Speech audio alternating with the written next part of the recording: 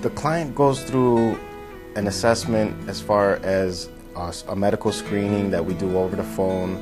We find out what their history is, and it's very thorough, and it's very necessary, because the number one thing that we worry about is safety first for the client.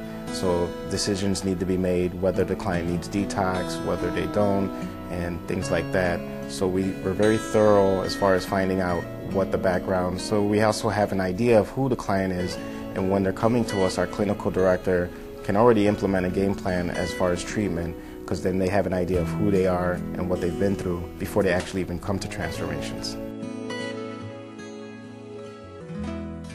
I teach relapse prevention every Monday. It's kind of one of my deals, and it's obviously that's the most crucial thing, because if they relapse, they're not going to get on to the other things. It's pretty exciting that we use a model by a guy named Terrence Gorski, who's really renowned for coming up with this relapse prevention model.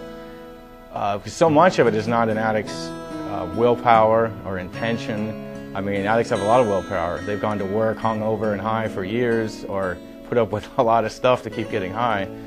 But there's so much we know now about just the science and everything behind relapse, how it's not an event, it's a process. And the earlier you can educate clients about that process, they can see things way ahead of time. That sobriety is not abstinence. Sobriety is abstinence from substances, abstinence from compulsive behaviors, and continue improvements in your biological, psychological, social life, and your spiritual and emotional life. And so as you start relapsing, you see the relapses in those areas first, and you address those before you end up, oh my goodness, how did I end up here using it? So there's, that's a lecture format, and I mean, there's a lot of interpersonal stuff with that as well to make it relevant to them, but there's a lot of good information with that kind of stuff now that we didn't have years ago.